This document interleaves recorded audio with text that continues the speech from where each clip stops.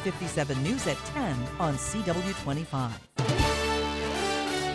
And tonight we do start with some breaking news coming into the ABC 57 newsroom. Good evening, everyone. I'm Kim Chappell. And I'm Brian Dorman. A suspected South Bend murderer on the run is holed up right now inside of a home in Rockford, Illinois, surrounded by police in a standoff that has lasted 3 hours now. Here he is.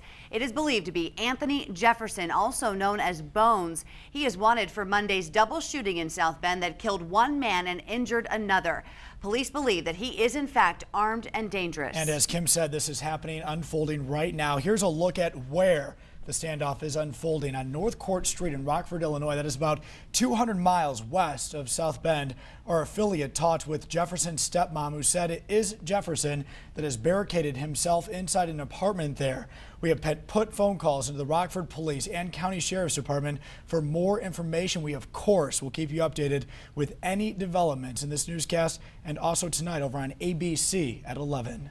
And our other big story tonight, we continue to track storms. Right now, the severe thunderstorm warning that was in effect for LaPorte County is over. Let's get right to ABC 57. Chief Meteorologist Jamie Martin is in the ABC 57 First Warning Neighborhood Weather Center for us tonight. Chief. Hey guys, yeah, we had that warning and we warned you about that right around 7 o'clock. Only lasted about 20 minutes before they canceled the warning because it dropped below severe levels, but still some thunderstorms out there on ABC 57 First Warning Doppler radar. Most of the heavy stuff moving out of Warsaw heading through North Webster right now. Another new batch, though, just around New Buffalo back to Michigan City. That's going to be heading its way into Galene here at 10:11, Buchanan 10:30, Niles at 10:43, and there's more showers still over through parts of Illinois. So we have another round on the way in. We will track that round and talk about more for the weekend coming up in just a few minutes.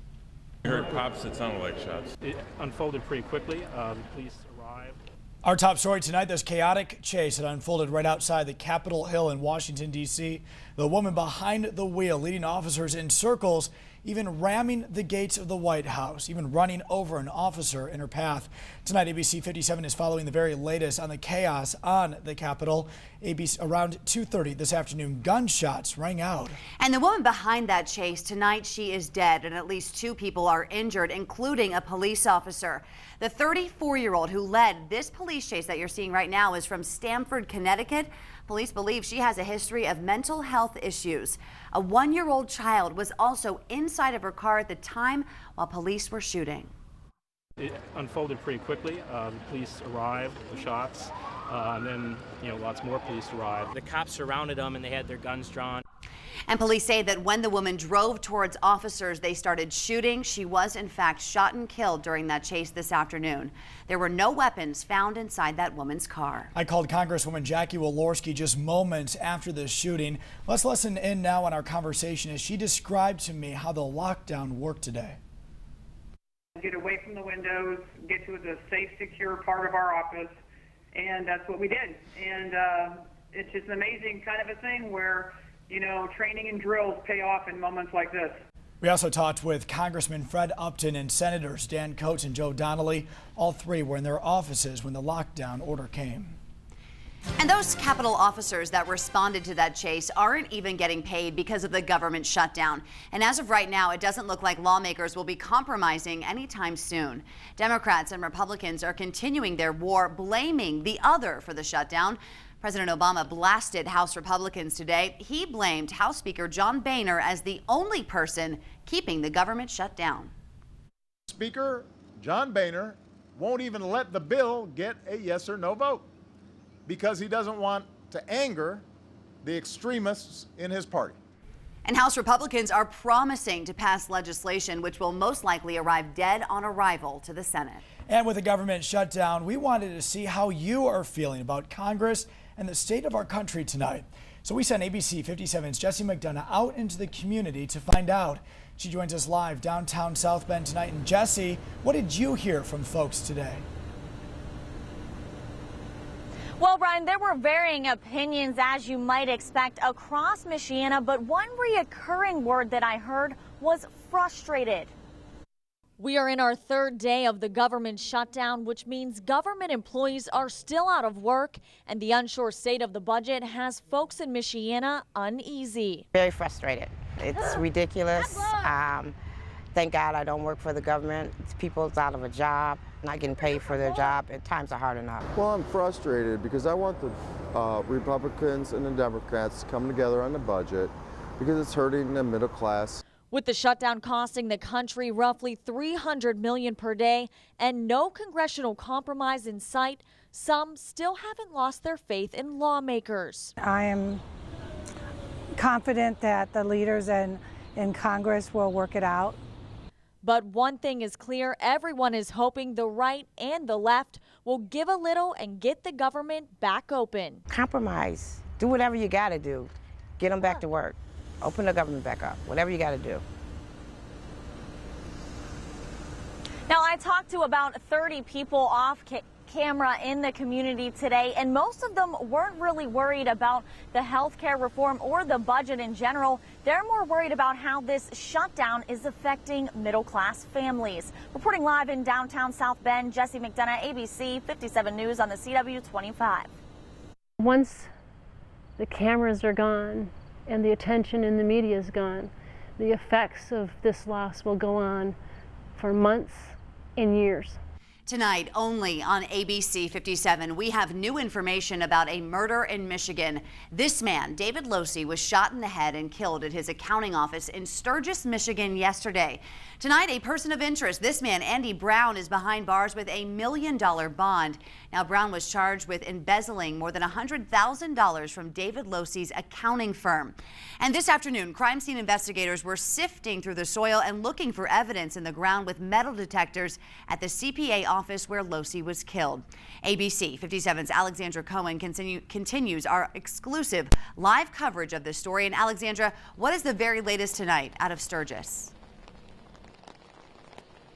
Welcome. As of right now, the scene is cleared and the caution tape is gone. I just talked to the city's emergency manager who told me the investigation right here at the scene is done. And Prosecutor McDonough also told me that there will be new updated information coming out about murder charges next week. Meanwhile, I talked with one of David Losey's closest friends tonight who shared memories with me, and the community has lost another good person to tragedy.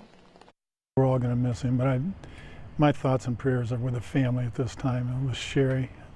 They're good people and don't deserve this. Skip Sisson is one of David Losey's closest friends. David died after being shot in the head at his accounting office yesterday in Sturgis. Sisson says the death comes as a huge shock to Losey's 4 children and his wife Sherry. It's obviously a very, very sad situation. We played golf together in an outing just 2 weeks ago. Skip Sisson has known Losey for over 25 years, and he says it's been hard for him to realize that he will never get to see his friend again. Others in the community who worked with Losey feel the same way. Dave is sort of a story of the American dream.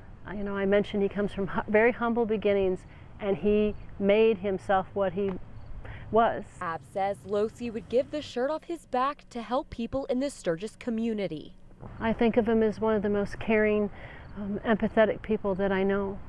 His service not only included the work he did at his accounting firm, but he was president of the Kiwanis Club, the Chamber of Commerce, and on the board at a local community college, to name a few. There are givers and takers in life, and clearly Dave is one who gives people a second chance and a third chance. David Losey's humble attitude and willingness to help others is why Ab said she is shocked that someone would brutally kill him.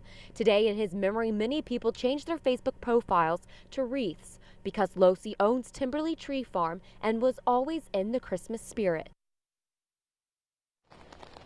There will be a vigil held for David Losey downtown Sturgis on Saturday night from 9 to 11, and we will continue to follow the murder investigation and let you know when charges come down. Live in Sturgis, Alexander Cohen, ABC 57 News.